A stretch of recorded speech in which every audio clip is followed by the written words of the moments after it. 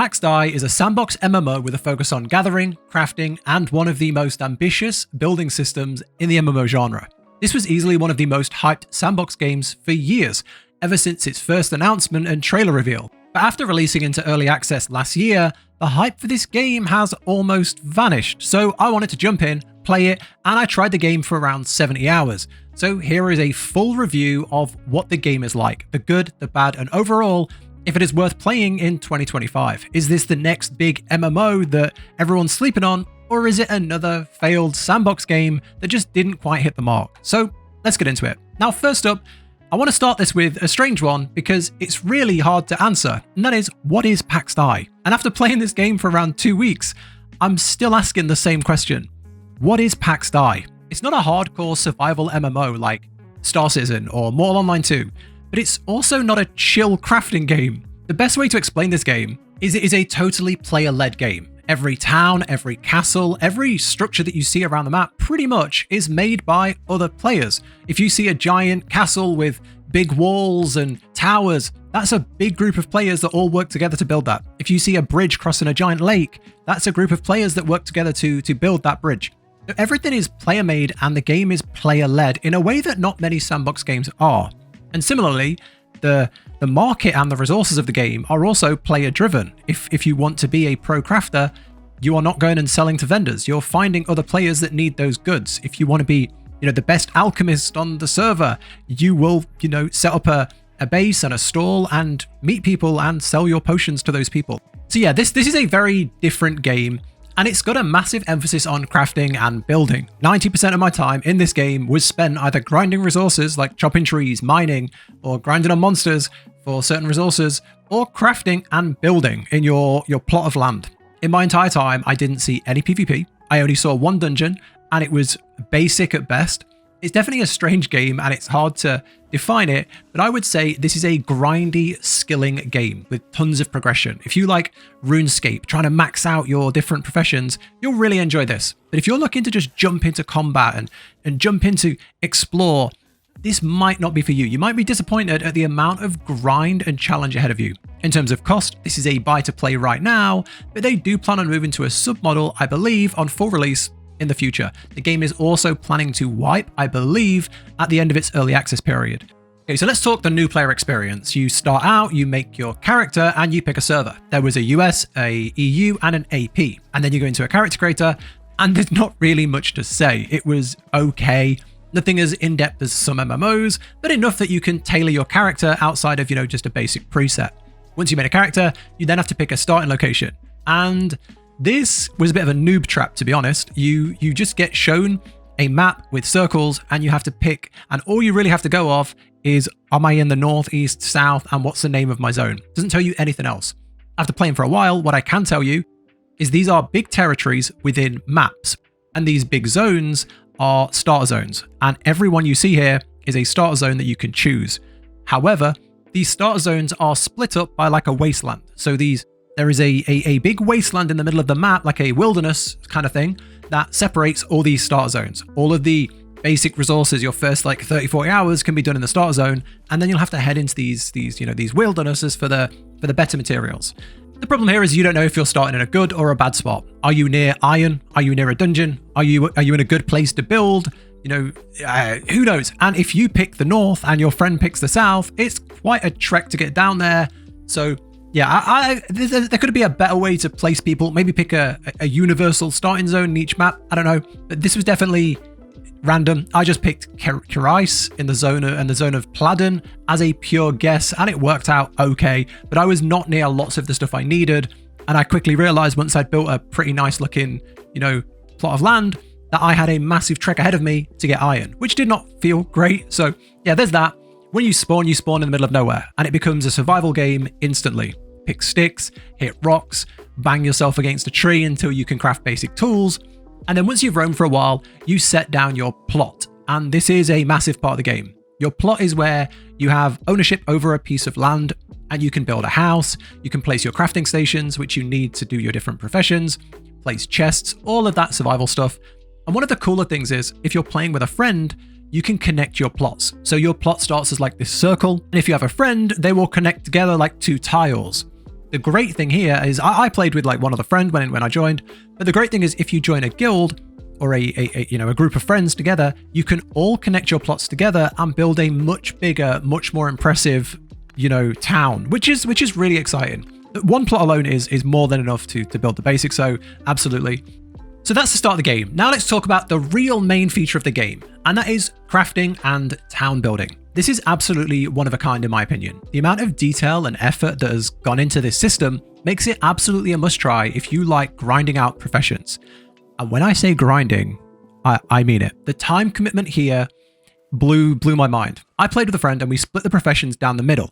I would say if you're joining solo, if you're playing this game solo, join a guild, because the amount of professions and the grind that every single profession takes is rough. And you can say, I'm just going to ignore blacksmithing. I'm just going to ignore carpentry. Well, all the different professions interlink. And say you get one profession to say tier 3 or tier 4, if you don't have another profession at tier 4 that can feed you materials, you're going to be in a rough spot. So the way crafting works is with these tiers is every single thing, pretty much alchemy, armor crafting, weapon crafting, woodworking, it all goes through these tiers. For example, you start out mining tin and copper, you take that back to your base, you throw it in a furnace, you smelt it into bars, and then those bars are used for blacksmithing, armor crafting, weapon crafting. And that base material will level all of these professions. Once you hit a certain level in those professions, you move up to iron and then up to steel, etc. You've seen it all before in survival games. However, there is a massive problem with the progression in this game. There's a point where I was going from, I don't know the tiers, tier 2 to 3, for example, moving from like iron to steel or something. And I gathered for hours and hours and hours, and it got me like one level. And then I gathered for even more time, like say 2 hours to 3 hours for the next level. And that just kept growing. So I don't know why it's like this. I don't think I think it's too grindy, but maybe that's because, I was trying to do it solo, duo. If you're in a big guild, maybe it's not so bad.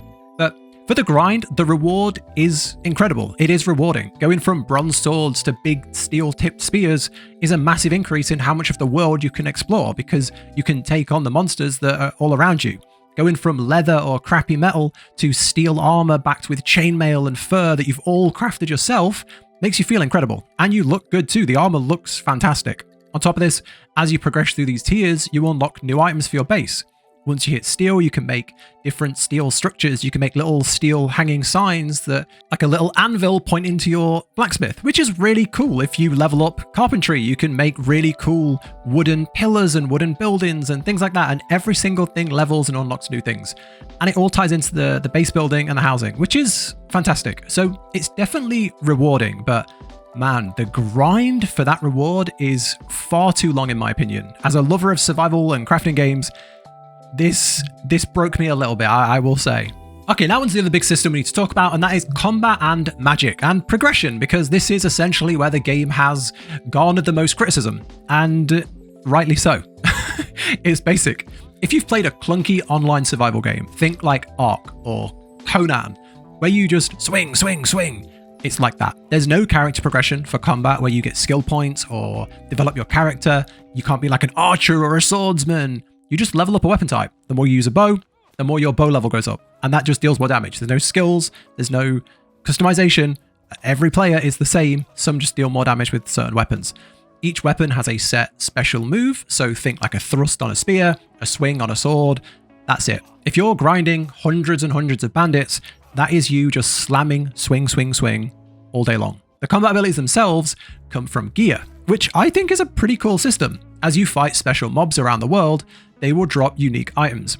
These rare items can be then crafted into special armor with abilities on. So say you defeat the boss of a little bandit outpost at the, you go through like this little bandit post and you climb to the top of the tower and you beat a named mob. So say everything is just called bandit and then he's called like an actual named monster. He'll drop a special item. Say you go into the wilderness and you fight a special zombie at the bottom of a burned building, he will drop a special item. And you can take those items back and they will craft different things. Maybe one will be for leatherworking, one will be for armor crafting, things like that.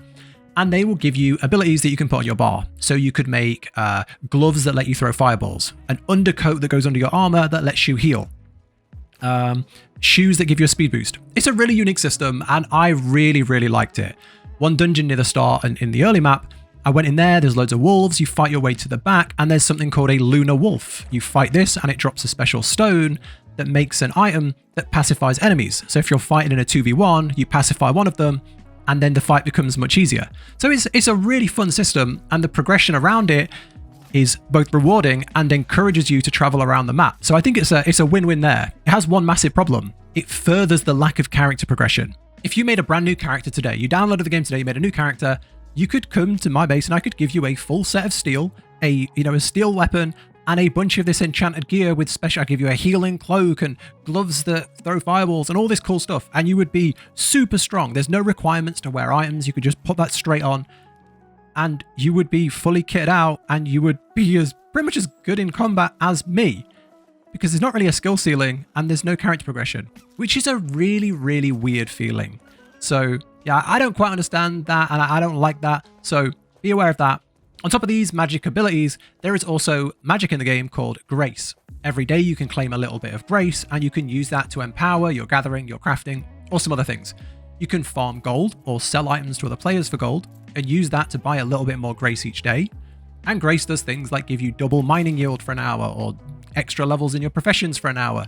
And then you can also use this to fast travel home once per hour, and they're building out this system too to further fast travel, things like that.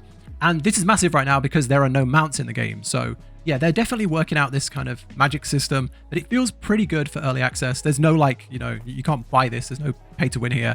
It is all just in game. Okay, so overall, should you play Pax Dei?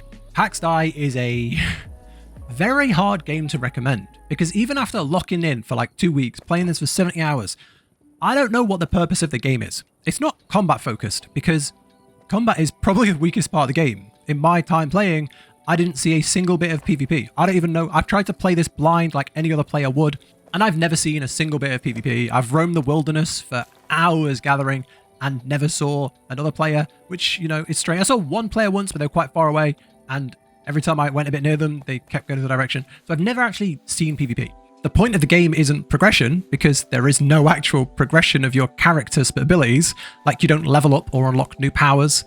So it's a hard one.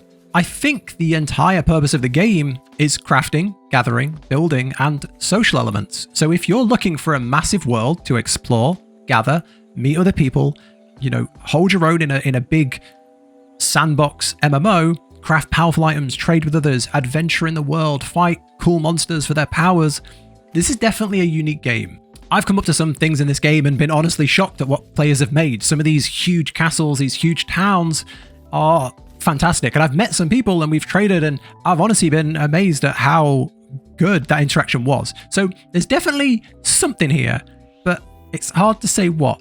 And outside of that, I really don't know who the game appeals to, so it's a hard one. I hope this helps if you're on the fence to try the game, or you was wondering what happened to this after its early access release. But yeah, that's Pax Dei in 2025.